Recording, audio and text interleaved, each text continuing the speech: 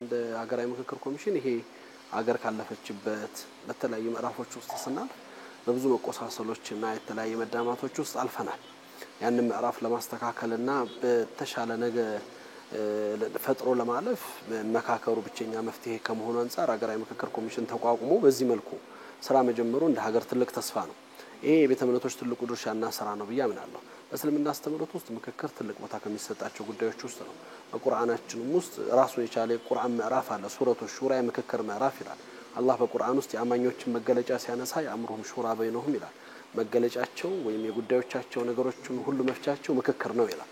ምክክር ትልቁ ጉዳያችን ነው። እነዚህ ከሶላት በፊት የወረደ የቁርአን ምዕራፎች በእያንዳንዱ የህይወታችን እንቅስቃሴዎች ውስጥ ተነጋግረን ተመካክረን ተሳስበን መሄድ እንዳለብን ስለሚታመን እንደ ኢትዮጵያ ባለ የብዝሃ ማንነት ሀገር ውስጥ የተፈጠርን ሰዎች ፈልገን ወደን ለምስቻ ሀገር ላይ የበቀልነው የተፈጠረው አላህ ይሄንን አብሮነታችንን ፈቅዶ ወዶ ተከባብረን ተሳስበን እንድንኖርበት ነው።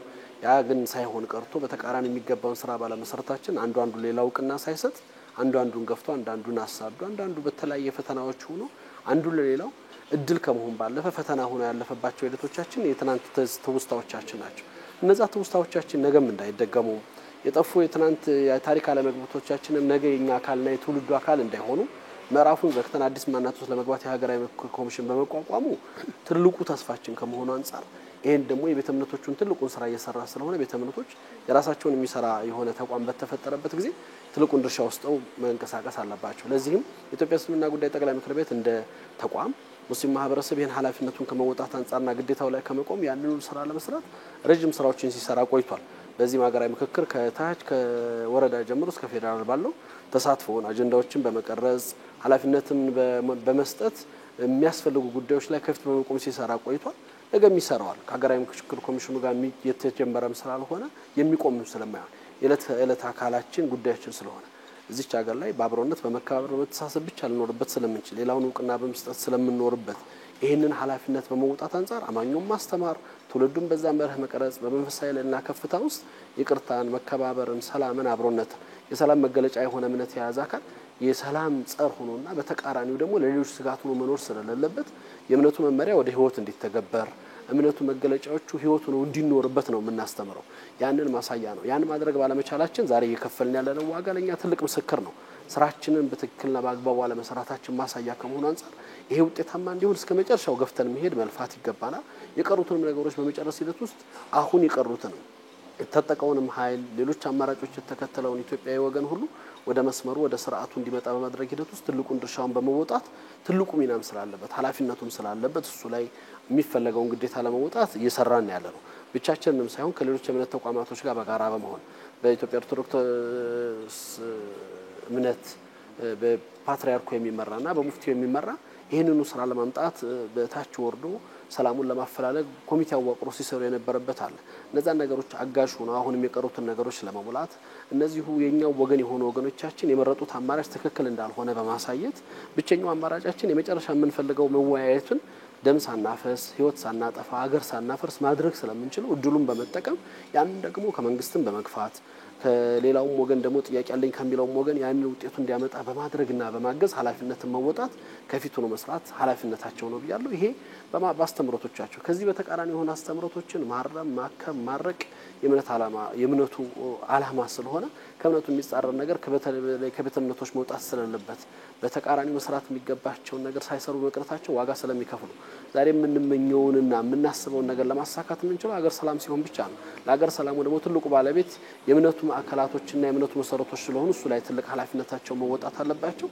በዛ ላይ ትልቅ ስራ መስራት አለባቸው። ሀገራዊ ምክክር ኮሚሽኑ እውንና ውጤታማ ሆኖ የተጀመረውና የተለፋበት ጥረት ሁሉ እንዲሳካ ለማድረግ ቤተ እምነቱ ትልቁን የፊት ኃላፊነት በመውሰድ ግዴታቸው ላይ እንዲወጡ ነው መልእክቴን የማስተላልፈው። እዛም ላይ የጋራ ስራ መስራት አለብን። አሁንም እየሰራን ነው፣ ቀጥለን የምንሰራበት ይሆናል። ይሄንን በቋሚነት ካልሰራነው በሆነ ጊዜ የምንሰራው በሆነ ኢኒሺዬቲቭ የምንወስደው ሳይሆን የዕለት ከዕለት ህይወት አካላችን አድርጎ የመጣውን የእምነታችን መገለጫ የሆነው ተግባር በማቋረጣችን በአግባብ ባለመስራታችን የከፈልነው በመሆኑ ወደፊት የሚቀጥል እንጂ የሚቆም ነገር እንደሌለ ማሰብ ይገባል ብዬ አምናለሁ።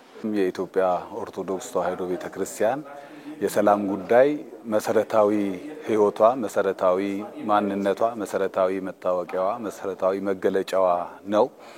ይህም ሊሆን የቻለው ደግሞ ያው የሰላሙ አለቃ የሰላሙ ባለቤት የሰላሙ ጌታ እግዚአብሔር ነው። ከዚህም አንፃር በነቢያትም እንደተገለጸው የዘላለም አባት የሰላም አለቃ ተብሎ ይጠራል የተባለው ጌታችንና አምላካችን መድኃኒታችን ኢየሱስ ክርስቶስ እንደመሆኑ መጠን ከዓለም በኩል ጎድሎ የነበረው ሰላም ከዓለም በኩል ጠፍቶ የነበረው ሰላም ተመልሶ ሊገኝ የቻለውም በርሱ በኩል ስለሆነ በዚህ ምድር ላይ በመጣበት ሰዓትና ጊዜ የሰው ልጆችን ከነበረባቸው ጭንቀት ከነበረባቸው ስጋት ከነበረባቸው ሁከት በመገላገልና የውስጣቸውን እፎይታ የውስጣቸውን ሰላም ከመመለስ አንፃር ጌታችን አምላካችን መድኃኒታችን ኢየሱስ ክርስቶስ በትንሳኤ ወቅት ያደረገው ነገር ከተቀበረበት ቦታ ከተነሳ በኋላ የመጀመሪያ መልእክቱ የነበረው ሰላም ለኩልክሙ የሚለው ነው። ሰላም ለሁላችሁ ይሁን የሚል ነው። ስለዚህ የቤተክርስቲያናችን መርህ ደግሞ የቤተክርስቲያናችን መሰረቷም ጉልላቷም ጣሪያዋም ግርግዷም እሱ እስከሆነ ድረስ ቤተክርስቲያንም ሰላምን አብዝታ የምትፈልገው አብዝታ የምታውጀው አብዝታ የምትጠይቀው ጥያቄ ነው። ከዚህ አንፃር አሁን ይህ የተባለ ያለው ነገር በሀገራችን ላይ ከተከሰተውና በሀገራችን ላይ በአሁን ሰዓት እየታየ ካለው ነባራዊ ሁኔታ አንፃር ቅድስት ቤተክርስቲያን ምን ጊዜም ቢሆን በሐዘን ውስጥ ነው ያለችው። ምክንያቱም ኢትዮጵያ ሀገራችን እንደሚታወቀውና እንደምንገነዘበው ከ90% በላይ የሃይማኖት ሀገር ተብሎ ነው የሚጠራው። በተለያየ የእምነት ስርዓት ውስጥ ያለን ብንሆንም ነገር ግን የትኛውም የእምነት ተቋም ሰላምን ከመጥላት ሰላምን ካለመፈለግ የሚያስተምር አለ ተብሎ አይታሰብም።